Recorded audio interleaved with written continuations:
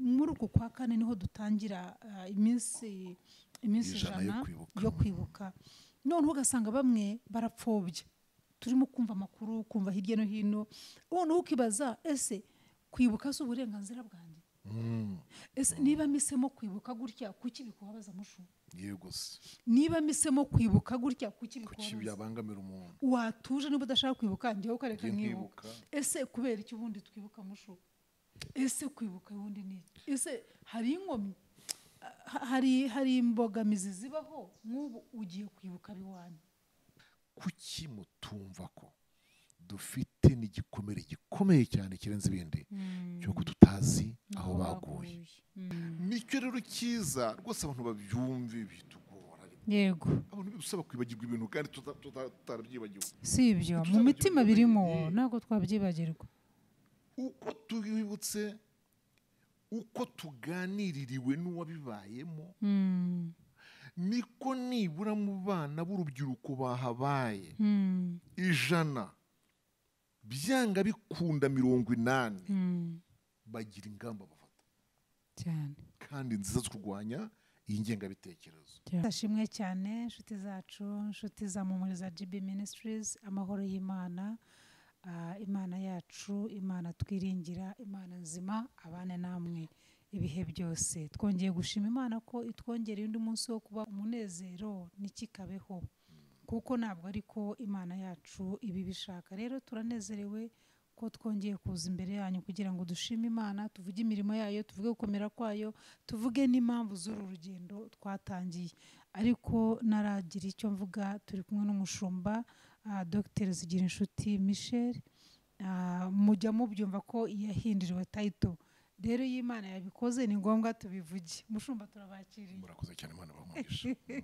Imana rero ishimwe cyane kuko muba mwatwemereye kuza kubana natwe mu biganiro, mu byo twuma tudasobanukiwe twababaza mukadusobanurira. Rero tubahaye ikaze kandi Imana itwishimire twese.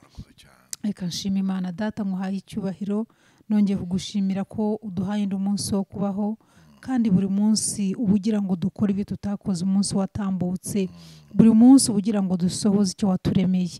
Mwami, reka uyu mwanya ikiganiro tugiye gukora cyubaka imitima yacu, dusobanukirwe kurushaho kandi duhinduke rwose. Icyo nicyo cyerekana yuko umuntu yumvise kandi yasobanukiwe ukuri, kuko ukuri kujya kutubatura iyo twabyemeye. Mwami, tuguhaye rero ikaze, uvugane n'imitima yacu, umukozi waba wateguye Mwami kugira ngo atuganirize, umuhe umugisha, ukomeze kumwagura, ukomeze kumuha ubwenge, umwuka wera akomeze kumuvugiramo kugira ngo natwe dukurikira dufashwe kurushaho.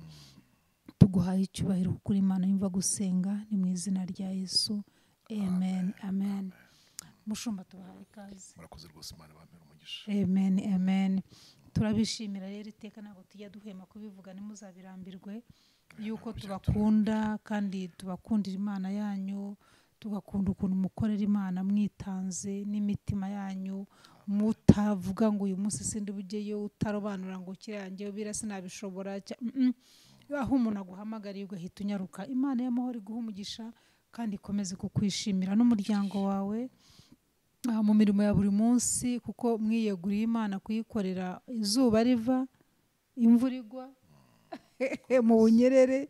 Mwebwe mwatangiye kera umurimo w'Imana, rero muba mwaraciye muri byinshi twebwe tutazi tugitangira, ariko tuzi neza yuko Imana izaduha iherezo ryiza, kuko dufite umuhate n'ubushake bwo kuyikorera.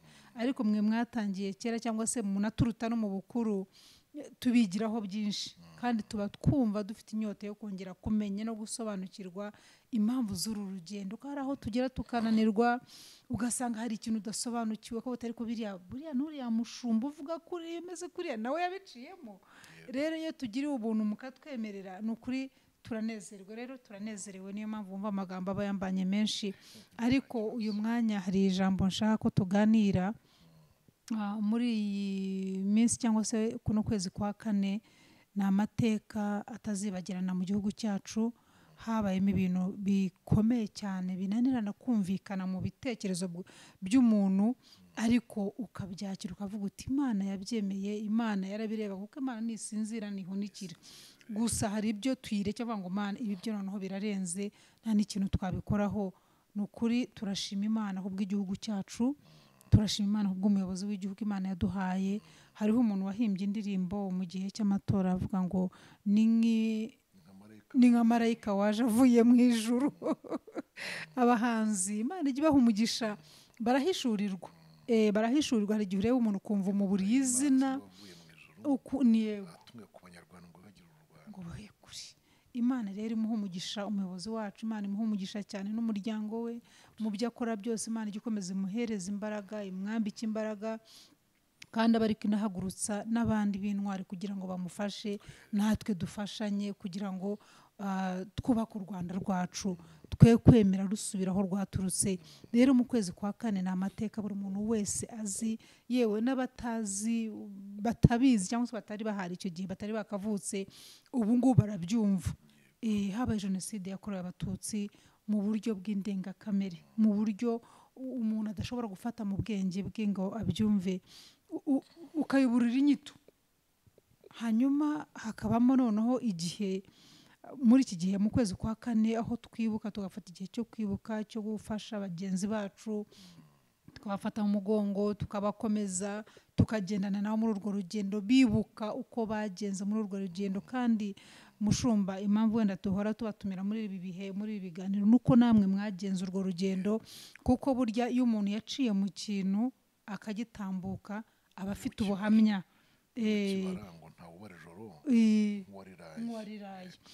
Nshobora kubivuga ariko nkabivuga nk'amateka nasomye, nk'amateka numvise banganirije. Nigeze kubabwiraho ukuntu naje gukizwa, nyizwa. Imana yo mu ijuru ijya idufasha cyane, duhitemo kandi duhitemo neza. Nari ndi ku ishuri, noneho twicaye twiga kwa kundi muba muvuye kurya nijoro. Oya, nijoro twari ku ishuri muri boarding. warabodingaga noneho mwicaye mukora ya etude y'abanyeshuri nijoro. Noneho twicaye mu mashuri nyine aho twigira n'abandi bana. Hariho umudamu w'inshuti yanjye, ubu nawe ni umudamu, yari umukobwa icyo gihe. Noneho turicara aratuganirira, tubwira ukuntu byamugendekeye, ukuntu yahunze, avuga ko by'urugendo rwa jenoside yakorewe abatutsi. Arabitubwira, noneho dushyika ahantu ukuntu abanzi bafataga, ukuntu bicaga abana. Ako konyine niko nshaka kuvuga. Atubwira ukuntu bafataga umwana, wihangane mbivuge, bagafata umwana muto w'uruhinja bakamuzunguza gutya, bagakubita ku rukuta. Akibivuga gutya mita nsa n'umuntu kutagwa isari. Yesu nashimwe cyane. Noneho rero mushumba, muri uku kwa kane niho dutangira iminsi ijana yo kwibuka. Noneho ugasanga bamwe barapfobya, turimo kumva amakuru, kumva hirya no hino. Noneho ukibaza, ese kwibuka si uburenganzira bwanjye? Ese niba misemo kwibuka gutya, kuki bikubabaza mushumba? Yego se. Niba misemo kwibuka gutya, kuki bikubabaza? Kuki byabangamira umuntu? Watuje niba udashaka kwibuka, njyewe ukareka nkibuka. Wagira ngo we nta ibintu ajya yibuka. Sibyo. Kana nawe uribuka? Aribuka. Maze rero mpite nsubizamo akantu bajije, njye uko nabibonye, njye mbona umuntu kwibuka bibangamira bigatangira no kumurya henda kugera. Nuwo bitoneka ariko mu buryo bwa culpability. Uwo ni uwa mbere. Uwo ni uwa mbere bibabaza bikamushegesha. Umbajije kino kibazo, nibuka bene se wa Yosefu bagiye muri Egiputa. Yego. Izo nkuru zibuka bagiye guhahayo. Yosefu akabamenya. Niba akabamenya.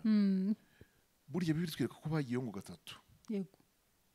Noneho ku nshuro ya gatatu ngo yafashemo bamwe arabafunga. Hagatumva ndabafunga kandi mutarazana muri umuna wanyu ntimuzava. Ngo shenge. Akantu nshaka kuvuga mbwira batwumva, nuko ngo muri iyo gereza yabafungiye muri iryo joro, ngo Rubeni yavuganye n'abagenzi be n'abayuda, gatasha cyaha cyacu kibutswe tu. Cyaha cyacu kibutswe. Ku buryo ngo rya joro niba joro amanywa ya manywa bamubonaga, ya manywa bamugambaniraga, ya manywa bamushyiraga mu rwobo, ya manywa bamuvanyemo bakamugurisha, iyo filime irongera bagarukamo. Iyo twibuka abantu bibangamira ku mwanya wa mbere, abaza kuri top, nabumva romoro, nabumva culpabilité, nabacirwa urubanza mu mitima yabo. Abo ni abambere bibabaza. Mu minsi yashize ubwo hicwaga uwarokotse Rukumberi, ejo bundi hakicwa undi hari Nyamata, cyane nanditse ku rubuga ndavuga nti nyamara muzagenzure, muzasanga ibi bintu bikunda gukorwa twenda kwibuka, bivuga ngo ukwezi kwa kane twibuka mugamira babikoze cyane, kubabangamira mu buryo bw'umutima uhana wabo, umutimanama wabo. Ikindi gituma tutazana bihagarika rwose ngo tubireke, erega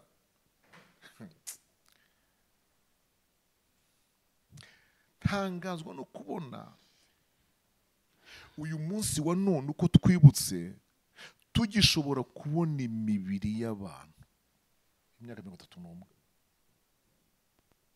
Ejo bundi mu makuru twamenye yatambutseho, hari umuntu wabubakiyeho abizi, hari undi wamenyekanye ubundi wanze gutanga ayo makuru kandi abizi, bari ahantu mu ngaranda ahantu. Ejo bundi bahacukuye ngo bashyiremo amakabule n'amatiyo y'amazi babavanamo, kandi aho hantu bari bari uwari utuye aho byaciye ku irembo yari abizi ko barimo. Urumva rero uko twibutse tukanashyingura mu cyubahiro, tugaha agaciro imibiri y'abacu, bifite umuntu bitoneka hirya hariya akavuga ati ibyanjye byibutswe.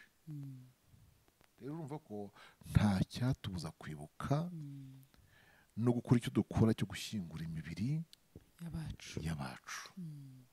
Reka ngaruke ku cyo Bibiliya ivuga ku kwibuka. Bibiliya hari amagambo ivuga hano mu gitabo cy'imigani, tuyasome. Imigani yanditswe n'umugabo witwa Salomo w'umuhanga Imana yahaye ubwenge,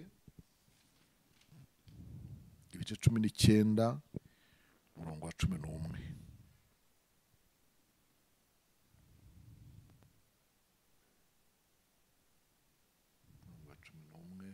Imigani ibice 19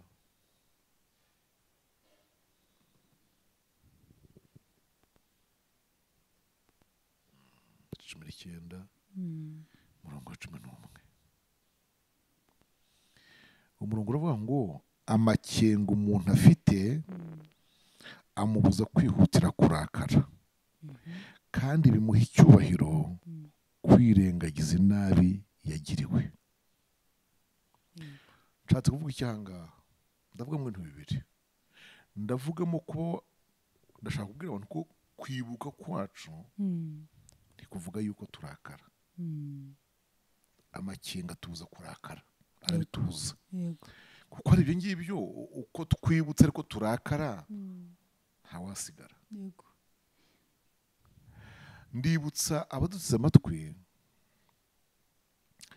ikintu His Excellency yakoze cy'ubutwari bukomeye cyo kubuza abantu kwihorera. Abana b'Abanyarwanda hari abagiye mu gisirikare ari uguhunga, ari ugukiza amagara yabo, bagenda bagana mu cyerekezo inkotanyi zirimo. Erega binjira mu gisirikare gutyo, ab'imyaka 7, ab'umunani, ab'15, gutyo. Nimwibuke ba Kadogo twari dufite kubohora igihugu kurangira. Nimwibuke ko igihugu hari abo cyasubije ku mashuri ya sogonderi. Nimwibuke ko abari barangije sogonderi hari abo cyasubije kuri university kibashakira uburyo bariga. ariko abo bana basigaye batyo basanze iwabo harangiye. Urumva hari abasize iwabo byarangiye babizi, bavuye muri iyo mirambo, muri izo ntumbi arimo bavuye. Hari nabo n'inkotanyi zarokuyemo zibavanamo, yego babaho, zikavura zikavuza, tukabona abantu babayeho.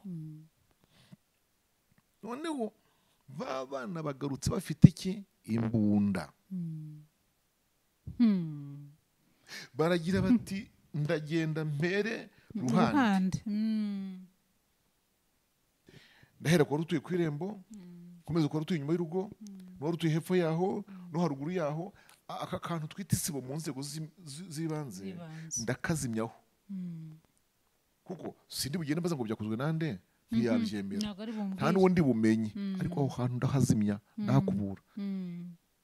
Iyi ntumwa y'Imana isa n'iyavuye mu ijuru, ni kuriya mukobwa yaririmbye, afata mikoro nk'iyi arabiyama. Uriya Imana mu mugisha nshuti ya Kristo, Imana ijya ibimwibukira ku munsi mubi, ibimuhera umugisha, kandi murinde ikibi, murinde umubi. Nta wundi wabikora. Uriya n'undi mutima, uriya ntabwo usanzwe, uriya n'undi mutima udasanzwe. Uzi ko uriya mutima nawufashe nkenda kuwugeranya n'uwa Dawidi. Yego. Ugacwawe. Dawidi amara iminsi arwanwa nande na Sawuli, amwirukankana, yaramubujabuje, yaramubuje epfo na ruguru, nguwo mu butayu, nguwo mu bihuru, aho hungiye akamusangayo, nguyu. Umunsi Sawuli apfa, Dawidi amukorere indirimbo amuhimbiye yitwa indirimbo y'umuheto, amushyingure, ayobora umuhango wo kumushyingura, amuvugeho amagambo meza. Uriya mutima ugirwa n'abantu ntabwo bisanzwe, ntabwo usanzwe. Niyo mpamvu buri gihe uko mbyibutse, uko musengeye, icyo kintu njya nkibutsa Imana ku bwe. Abona muri iki gihugu arababuza, arabiyama, ndetse ashyiraho akantu k'igitsure gakaze, aravuga ngo uwo bifatirwamo nawe agira ate? Yicwe. Nuko bihagaritse. Ibaze gukangisha umwana urupfu ngo yicwe, iwabo barangiye hazimye. Turashima Imana ko kuko yaravuze ngo ubwo se dukoze dutyo twaba turokoye iki? Twaba twubaka iki? nta na kimwe. Icyo twaba dukoze. Uyu munsi wa none abahagaze muri iryo bwiriza, uwo mutima wabo ukabasha kuresita bakumva, byanga bikunda uyu munsi bishimiye ko hari urubyiruko rw'abana swati bangana cyangwa bavutse nyuma yabo, bavuka muri ya miryango bashaka gukuraho. Twubatse ubumwe, abantu barahuje, barasangira, barigana, baratwerana mu bukwe, barashyigikiranye. Imitima yagiye ikira. Mpamvu tumye uyu murongo ni iyihe rero? Usanga hari abantu badusaba ngo tubireke, kwibuka tubihagarike. Yego. Bariho pe, kandi ikintu cyatangaje, babikora mu buryo bubiri. Bamwe babidusaba bifashisha religion, iyoboka Mana. Bati buya rwose niba twubaka ubumwe bw'Abanyarwanda, tukaba twubaka ubumwe, nimugerageze kameme ibintu 30 vure mirahagije. Bahatangiye kubidusaba ku myaka 10, 7, 15, barakomeza. No kurengera igihe cyarabaye nyine turibuka, mwarakoze kwibuka, ariko vraiment mugerageza aho ngaho nanone turekeraho. Ajya kure ugasanga abavuga mu buryo bwa Bibiliya bw'iyobokamana ngo ni nko kuduhugura, ngo na hato tudavaho dukurikira Imana yanga, ugasanga turayirakaje. Iri jambo riravuze ngo biguha icyubahiro kumenya kwirengagiza nabi wagiriwe. Biravuga iki? Biravuga ko ntitwibagirwa ahubwo turirengagiza. On n'oublie pas mais plutôt on ignore. Ntitwibagirwa ahubwo tugira ibyo birengagiza. Kandi tuvuze ukuri, umuntu wese uteze amatwi iki kiganiro niyiyumve mu mutima, arasanga usibye kubyirengagiza ntabwo ubyibuka, ntibikurimo, wowe ibyabaye ntubizi. barumbwira imyaka 31 irashize ntabwo ubizi. Ndavuga wari uhari wabihagazemo, ntubyibuka ibyabaye. Nuzi ko ubyibuka sibyo, kuki ubyibuka?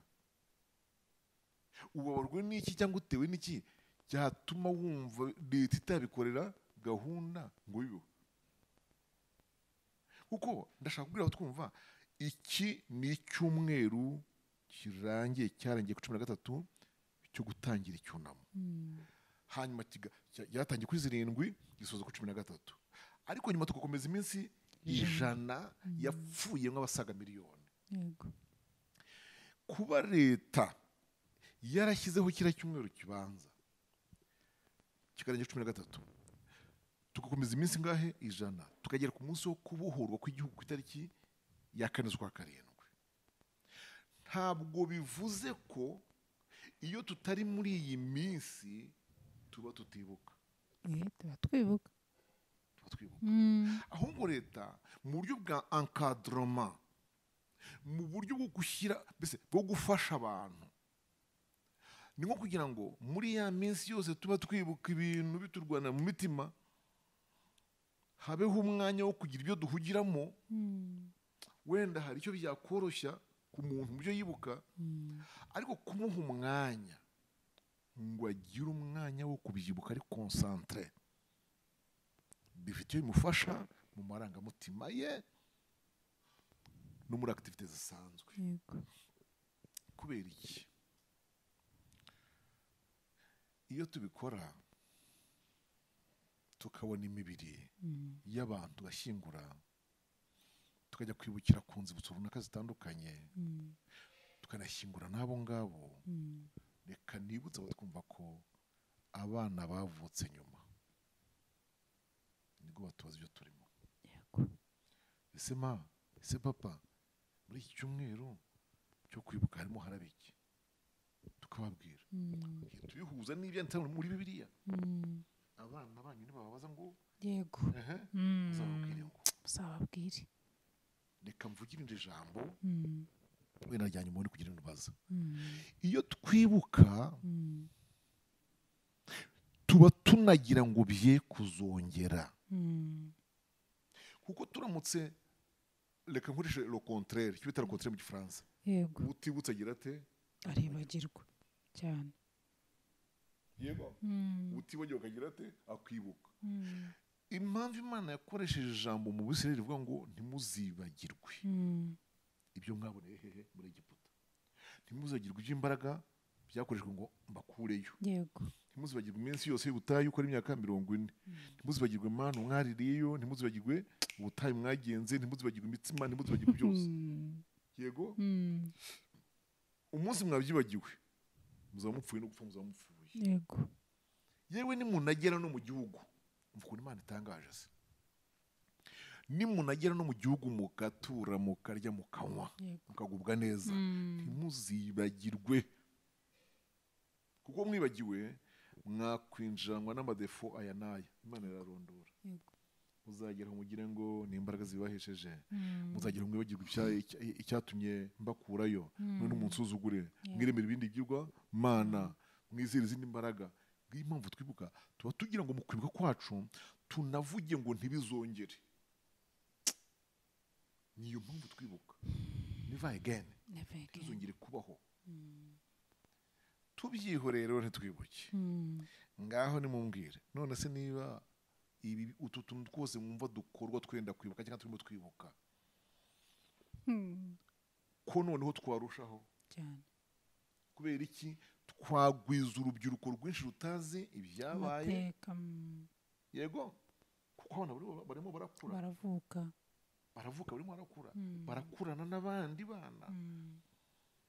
Twagombye kwibuka none tugashaka uburyo uriya mwana n'uyu bumvikana n'ubwo amateka y'iwabo adahuye. Yego, uriya mwana bimenye ibyamubayeho, cyangwa ibyabaye ku muryango we, uyamenye iby'umuryango we wakoze, hanyuma aba bana bombi tububakemo new generation, bakurane tuba mu Rwanda rushya ruzira jenoside. Uyu mwana agaye iby'iwabo bakoze. Please, iri jambo ndashaka kurisobanura ariko munyimirije murisobanure, kuko ndabizi ko horo uvuga ati ntabwo bishoboka ko umuntu agaye iby'iwabo bakoze. Bene Kora igihe bahagurukira Mose, izo nkuru muzibuka, kuki hari bene Kora batagiye mu ruhande rwa se? Bari bamenye ibyo yakoze cyane. Niko dusoma pe, hari abana baza tumva papa waratubyaye, ariko no kuri mu kintu cyo guhangana na Mose no kumwanga no kumurwanya ntabwo turi kumwe nawe. Yego, turigumira muri korari, ababaga hari baririmba zaburi, turigumira hariya, nukuri kuva twumvise amagambo Mose avuze n'ayavuganye n'Uwiteka, ntabwo turi bujye mu ruhande rwawe pe. Ise na nyina, abase wabo bo kwa Kora, badatane ba Biramu, baragiye barorama bashiraho ngo uwo munsi. Ariko abarokotse nibo baririmbye zaburi ngo Uwiteka we arahirwa umuntu utoranya ukamwegereza. Yego, rero niba hari abana biyopoje ku cyemezo cya se, n'ubu dukeneye ko hari abana bakwiyopoza ku byo base bakoze. Yego, niba dushaka kubaka ubumwe nyabwo, icyo kintu rwose tukiteho, tukivuge, tucyubake. Yego, abana bagira umwanya wo kumva ibyabaye, bagira umwanya wo kugaya ababikoze, kugira ngo bakurane indi ideology nshya ikunda igihugu kandi idashaka ko ibyabaye byazongera. Yego, Yesu dufashe cyane.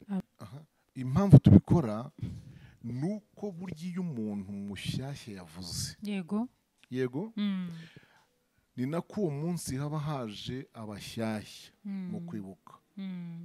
Kandi uzagenda uzasanga ababa baje muri uko kwibuka kuri inshuro ya 31 n'urugero, yego, harimo abana batazi ibyabaye bagikeneye kubyumva. Ariyo mpamvu nshishikariza imiryango kuzajya yohereza abana mu majoro yo kwibuka no mu kwibuka nyirizina. Yego, kugira ngo bumvire bira bintu. Iyo uriya muntu mushyashya atanze ubuhamya utari ubushize, yego, haje undi abapfobya, nacyo gacyo ni nk'igitego kuri bo. Kubera iki? Dufite umwe waravuga bagira ngo ni ibintu biri dicté, ni fotokopi. Ariko ubwo haboneka buri gihe uvuga undi washoboye akavuga inzira ye y'urugendo rw'umusaraba. Yego, icyo kirasobanura ko amateka turimo kuvuga ntabwo ari ayabaye kuri umwe. Ikindi kandi si fotokopi turimo gukoresha, ahubwo dufite abantu bashegeshwe. Wari uzi ko hariho n'abatarashobora kuvuga? Imana ibaha umugisha abagenda babohoka, ariko buri mwaka nibura tubona uwavuze. Kandi kujya tubonye uvuze aburya aba yakize. Uryo ubashije kuvuga aza hari ahantu agezeho gukira, wenda nka 15% ya healing, none indi 15% irangirira mu kuvuga. Burya cya gihe avuye hari yamaze kuvuga. Mbabwije ukuri, kuri inshuro ya 31 nibwo nakiriye umuntu ambwira ko ari bwo bwa mbere aganiriye ibyamubayeho. Yakiriye imbere yanjye, uwo munsi yahaririye amarira menshi, muha umudezo ndamubwira nti rira, kuko kurira niko gukira. Noneho narivuze ngo abahaje nabo rero kandi harimo abana bavutse inyuma batazi ibi ngibi, nibura arabikurikira, uko abikurikira byumva, agenda asohora ama emotion even silence muri we imbere cyangwa yasohore. Hari nkuvuga ati c'est pas possible gutyo, hari ukibukubica giti ibyo se byabayeho, ari umuntu wumvise hariya. None uko kuntu ko kubitangarira ko kumva ashishwa uruhu rumuvaho, arimo aravuga muri we ngo ntibikongere. Mm. Ngiki cyiza cyo kwibuka rero Yego. abantu babyumve neza no gushyiraho abantu bagatanga ubuhamya bw'urugendo rwabo kandi abato bakabyumva ni ukugira ngo hariya hantu twibukiye ubyumvise uvuga ati agashishwa gafata ntibizongere kubaho, uwo mugambi afashe muri we uzamushoboza kurwanya ingengabitekerezo aho yaturuka hose. uri umumaro wo kwibuka. Imyaka uko igendeza niko tugira abana bagira kapasite imaze kwiyubaka. Yego. Iyo kapasite intellectuelle, iyo kapasite sociale, iyo kapasite agezemo yose iramusaba kugira ibyo amenya ku mateka y'igihugu cye cyane, kandi hari ibyo agomba kumenya abyumviye kuri field, kuri terrain, abyumvanye bene byo. Twibukiranye ko iyi jenoside yakorewe abatutsi mu 1994 uyu mwanya wa none aha kuba yagira igitabo cy'ibyanditswemo nuko byagenze ntabwo byoroheye umwana kubisoma no kubyumva. yego, kubyumvira aho twibukira akabona uwabirokotse akamuganiriza bibimwumvisha kuruta kuba hashyirwaho igitabo akagisoma. Iyi mpamvu Imana yategekaga Abisiraheli kujya bagira igihe cyo kubibwira abana babo. yego. Reka mbere yuko ndigira ikindi bambaza mbabwire ko mu minsi mikuru y'Abisiraheli bagiraga umwanya wo gusoma igitabo cy'amategeko ngo ni icy'amateka. Muzabibona hariya muri za Ezra, muri za Nehemiya n'ahandi. Yego. Icyo gihe umusomyi yitwaga Azariya. Noneho bagasoma amategeko. Yego. Bakabona amategeko asa naho nta kintu arimo kubwira abantu. Bakabona turasamburira aho ngaho. Nta mpinduka. Ariko bazanamo amateka. Umuntu yajya hariya yavuga ati hari umunsi twapfushije abantu inzovu enye n'ibihumbi 4 bishwe na mugiga. Atubwo bishwe n'iki? Ati umunsi bari bivovoteye Imana gusa, kwivovota byonyine. Katafata ntabwo njye kwivovota. Yego. Bagera kuri paragraph ivuga ngo hari umunsi twapfushije mu bitatu byishwe na mugiga. Basize iki ngubwo? Bazi yuko bosheje Bayali imibavu. Bagatandukana nayo. Yego. Bavuga ati hari abariwe n'inzoka 12,000 bazize ko basambanye. Yego Mana yanjye. N'uwari ufite gahunda ku gatandatu. Bahita kansoringa. Kayikansoringa. Amateka bakabona ateye ubwoba kuruta amategeko. Babyumviriza ngaho. Nicyo rero cyiza rwose abantu babyumve bitugora. Yego. Abantu bidusaba kwibagirwa ibintu kandi tutarabyibagiwe. Si ibyo mu mitima birimo ntabwo twabyibagirwa. Uko tubibutse, uko tuganiririwe n'uwabibayemo, niko nibura mu bana b'urubyiruko bahabaye 100 byanga bikunda 80 bagira ingamba bafata cyane kandi nziza zo kurwanya iyi ngengabitekerezo cyane. Kandi bitubuza rero, reka mbamenyeshe ko buri munsi turibuka, buri saha turibuka, buri kwezi turibuka. Abantu bikwibwira yuko twibuka mu kwezi kwa 4 gusa ngo bagira ngo nibwo tuba twibutse. Nuko ari wo mwanya igihugu cyabigeneye ngo bigire umwanya. Niyo mpamvu byitwa commemoration. Yego. Hari remembering na commemoration. Yego. Turibuka ahubwo bigahabwa umwanya. Nkuko tuzi ko iyo tubabona tukabashyingura, iyo bapfa urupfu rusanzwe rushyingura twari gutabarwa, tugaherekezwa, tugakurikira. None rero abantu bamenye yuko urupfu rwabaye si urusanzwe. Jewe ku naribonye nifitiye yanjye bwite mu gihe cyanjye maze n'ibyo amaso yanjye yiboneye, nabonye kwiherekeje wawe bakamunura serike y'ibireba, akarusho wamurwaje pe wamurwaje bakabyara. Hari ibirira byanyu umusuka bamumanuye, iyo ubyihanaguye mujya gukaraba watangiye gukira, watangiye kwakira ubuzima winjiyemo. Bene ibyo birira usuka hariya bamumanuye serikali mumva, ubundi akenshi ubisukanura umugezeho yapfuye. Bakivuga ngo runaka arapfuye, ufite ukuntu uboroga ikirere kikagusiga kikakubana ntoya, wagera ku ntumbi ku murambo we, uwo mwanya serivo ikibaza ko agiye muri iki kirahure dore ngo turebere ahangaha, kibuka uko mwabanye, ubuzima mwagiranye, iyo ari so wibuka ibyagukoreye, none aragiye aransize, sigaye meze gute, ngiye kubaho nte. Mbese buri muntu mwibukaho kuri ibyo mwabanyemo.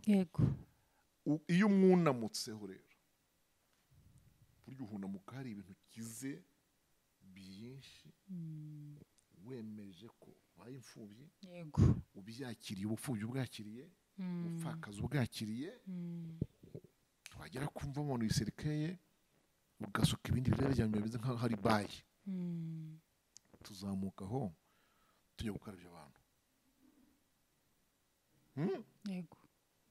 Ku mugoroba wakomeye, nibutse abatwumva ko ibyo ni ukubera ko ni urupfu rusanzwe, kandi waherekejwe, uratabarwa, uranishyingura umuntu n'umuntu. Kuki mutumva ko dufite n'igikomere gikomeye cyane kirenze ibindi cy'uko tutazi aho baguye? Kuki ejo bundi twibukiye kuri Muhazi, za Nyabarongo hariya Nyabugogo uyireba barushyemo abantu, ntidufite bo naho tuzacukura basiza nk'uko babonetse basiza, nk'uko babonetse barimo bakuritana shema kabure, bo n'amazi yabajyanye tuzi ngo babitse. Buri gihe uko twibutse ngiye mbona ikintu kizatuma ahubwo duhora twibuka, nk'ubu kumva habonetse imibiri i Butare, uwabubakiyeho sinzi icyo wabubakiyeho, niba habitation cyangwa niba station simbizi. Buri gihe uko twibutse haba ikintu ahubwo ubona kidusunikiye kuzibuka n'umwaka utaha. Ababipfobya mujye mujya kuri iryo tabaro, tubyita itabaro, murebe babavaneyo, babataburire muri aho, murebe hatazagenda bagira ngo nibyo abantu bahimba. Dore ko bayipfobiriza hanze no hino ku isi, bagira ngo ntayabaye, bajye baza babirebe, bahahagarare barore. Utabishoboye kuza ngo ahahagarare abikurikire kuri televiziyo. Ariko ubu uzi ko na Bibiliya ubwayo ivuga ko amagufwa y'umuntu n'ay'inyamaswa bitandukanye. Ubu se twafata umusaya w'inka tukawoza tukawita umuntu koko? Imana izi ubwenge, yaturemye uburyo butandukanye umuntu atandukanye n'inyamaswa. Cyane mu 2015 umurongo wa 39 kumanuka, ubwo babikuye mu ndangamuntu, mu mutima w'umuntu akaba ari izuba ari we. Uku niko kuzakiza gore, uku niko gukiza, uku niko kuri mu by'ukuri.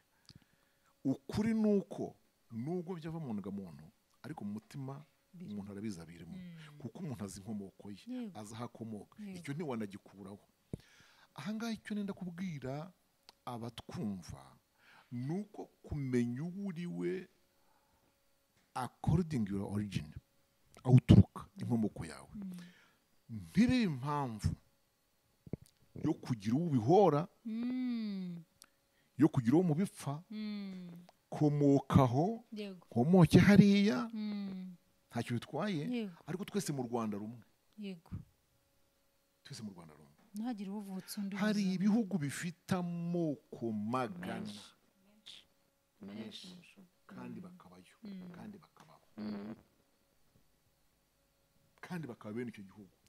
Umuhanda bakawusangira, resitora bakayisangira, supermarket bakayihuriramo, bagatura hamwe, ntibicane ngo wanwariye ikibanza, kandi mu by'ukuri ari amoko atandukanye. None twebwe ayo ngaya atatu kuyahuza biroroshye. Ivomo ni rimwe, tutaragira amarobine n'amazi mu mago, twavomaga ku mariba. amariba abaho cyangwa ni iriba ariko amariba iriba rigira ubwinshi rigira pluriel nta kibazo. Noneho aho hantu bamwe bakajya bagiye kuvoma amazi kandi bakagera aho bashora. Nta mpamvu rero yo kubipfa ngo nukomoka hariya twembi tube bene u Rwanda tuba abanyarwanda. Noneho dukomeze tugire kuri ba bana. Burya wavuze ba bandi numva ni ka imwe nko muri 3 zindi utavuzeho. Kuko wavuze umwana ukomoka kuri papa we na mama we batari bahuje iki ubwoko, noneho umwe aricwa muri jenoside yakorewe abatutsi kuko yari we undabaho ubwo either ni mami cyangwa se ni dadi. Uwagiye yaragiye, usigaye arasigaye. Umwana uvuka aha akagira ipfunwe, amapfunwe abiri y'ubwoko butandukanye cyane. Aba bantu ikintu cya kandi ubwo simvuze n'abandi kandi bavuge hano, aba bantu ikintu cyabubaka ni kimwe mvuye mu kanya cyo kumva gusa ko ari umunyarwanda, agashira icyo kimwaro, akunamuka akagenda yemye, akajya ahabona kandi agatinyuka kubiganira. Yewe ntanarindiriye kubiganira turimo kwibuka, akabiganiriza inzego z'ibanze mu muryango. Tugirayo umugoroba hariya mu midugudu no mu masibo, kandi ndabishyibuka ko buri murenge na buri kagari kagira umusosiyare ushinzwe ibyo bintu. Noneho rero uko azagenda biganira niko agenda akira. Hariho umwana umwe w'umukobwa ise yishwe muri jenoside. Umwana baramutema akakavaho burundu, agira akantu k'agahirihimvi. Akaganza gasigaye umuhuru uhitana izi, asigarana uruhu rwonyine, uruhu rw'igikumwe n'urunguru. Uyu mwana amaze kurokoka kubera ko nyina muri biriya yari umuhutukazi, kuri ubu sarapfuye nk'umututsi, nyina yinjirwa n'uwishe se. Iki gihugu kirimo kazi dasanzwe. Ngira umwanya wo kubana n'abantu cyane. Uyu muri Imana yampaye umpuza n'abantu cyane. Uyu mwana byaramugoye gukomeza ubumwe bwe na nyina uriho w'umutukazi, kandi abana n'uwishe izi n'abavandimwe be.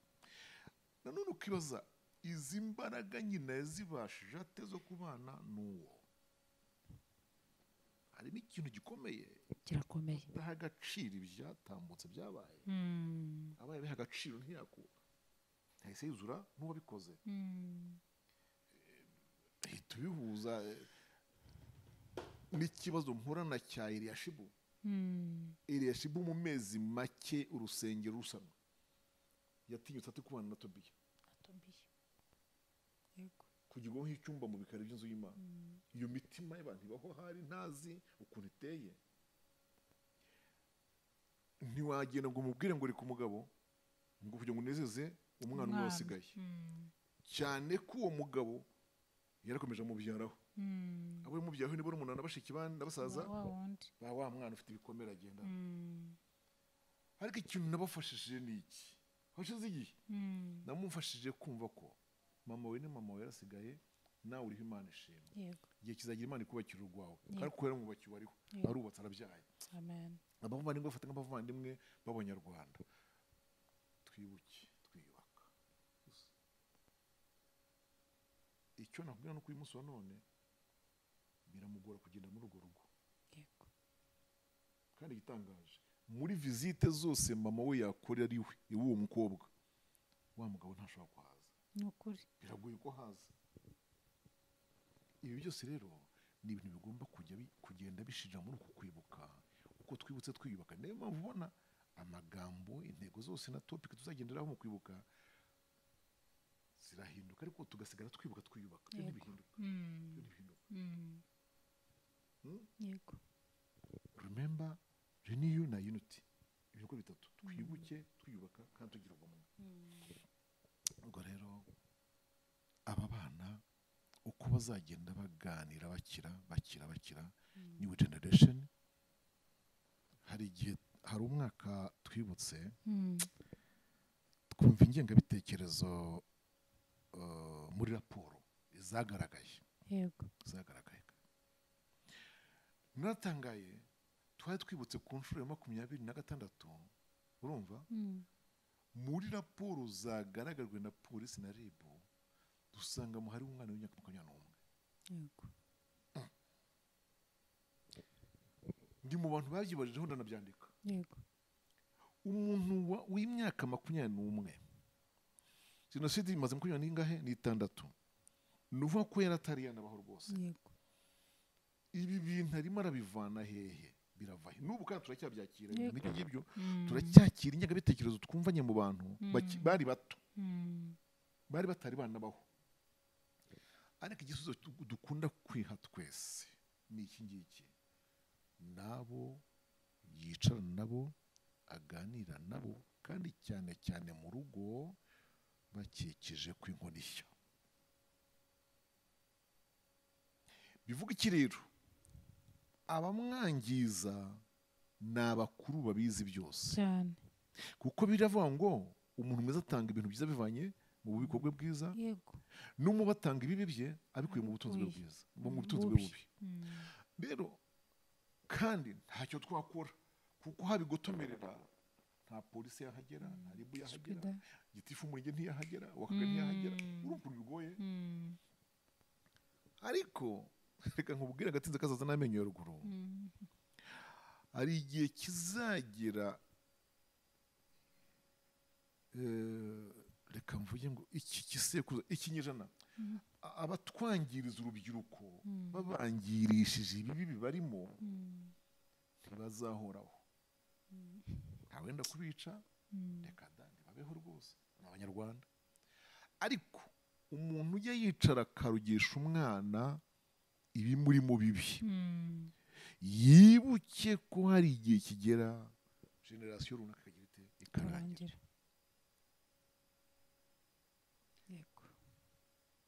Nasabaga umuntu wese mukuru kujya aganiriza abana ibyiza byabakundisha igihugu, nabwo bagakundana, kuko warabyina avamo, nagerageze nibura azasiga umwana waba mu gihugu amuraza umurage mwiza, amurage igihugu, amurage ubuvandimwe, yimuraga ubwoko, yimuraga amacakubiri, cyo twakivanyeho, yimuraga amacakubiri, namurage igihugu cyiza kizira jenoside. Uretse na jenoside, kizira nuko umuntu yica undi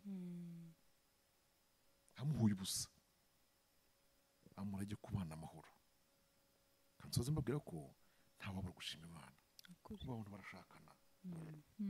Hari igihe cyabayeho bigoye ko abantu bashakana badahuje iki, ubwoko, ariko bahuje ko ari Abanyarwanda. Ndabizi babanyiriza bubakanye amahoro. Yego ndanabizi ko hari aho birimo kugora, nk'uko twibuka ugasanga ibyo wibuka sinshaka kubyibuka, nibyo bavugaga mu kanya, ndi umugabo wawe, ahubwo ugasanga sinshaka ko ibyo wibuka ubyibuka, cyangwa se nanjye nk'umugabo wawe ibyo nibwo ntushaka ko mbyibuka.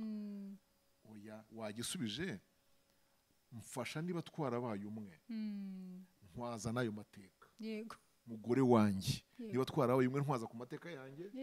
Mugabo wanjye nawe wambare niba warankunze ukanshira ukangira sheri, nkakubyarira abana n'abahungu, ntwaza n'amateka. Nimufatikanye urugendo rukurikiyeho, umutwaza ahamuremereye, ufata ahamubabaza, umwiyegamiza, umuhumurize, kuko iyo abahuje ntiyariyobewe abo muri bo, kandi mwarabyaye.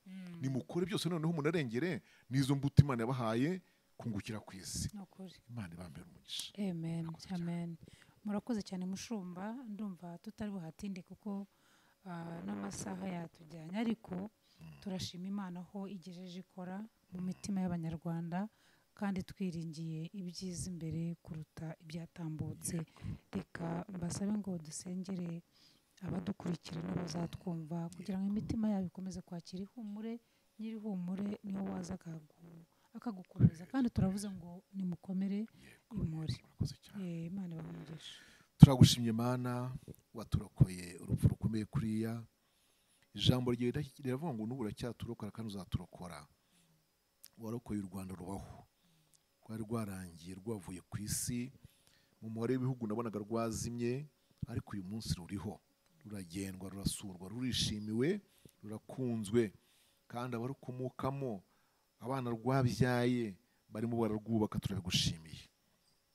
Iki kiganiro tugize tuganirire dutya nuko tubabajwe n'ibibaho mu gihe nk'icyo kwibuka, tukabazwa n'abapfobya jenoside bameze nk'abatemera ko yabayeho, bakayoroshya, bakayigira ntoya, bakayibara nk'itarabayeho. Turasenze ngo uwo mwuka wirukane rwose. Byabaye tureba, turabizi neza. Ubipfobya afite impamvu yabyo, ariko uwo mwuka urwanye. Ibiba byatunaniye tutarwanya, imbunda itarwanya ngo ineshe, amasomo atarwanya ngo bineshe, amashuri atarwanya ngo bimareho, umwuka wera abimareho, kuko turazi ko umwuka wera ajya gukora ibintu birenze iby'ubushobozi bwacu. Turagusabye ngo ukomeze igihugu cyacu n'ubuyobozi bwacyo, uturerere abana, wigisha ababyeyi kurera, kandi mu izina rya Yesu Kristo bakure mu bumwe, bakundana, bakunda igihugu. Turagushimiye ko igitotsi cyose uzakomeza kugitokora kugeza ubwo tuzagira umuryango nyarwanda mwiza. Ibiganiro abantu baganira bari mu ngo zabo nijoro, ku manywa, bikaba ibiganiro bizima kandi byiza byubaka igihugu. Ndagushimiye ko byumvise, mu izina rya Kristo Yesu umwami wacu. Amen.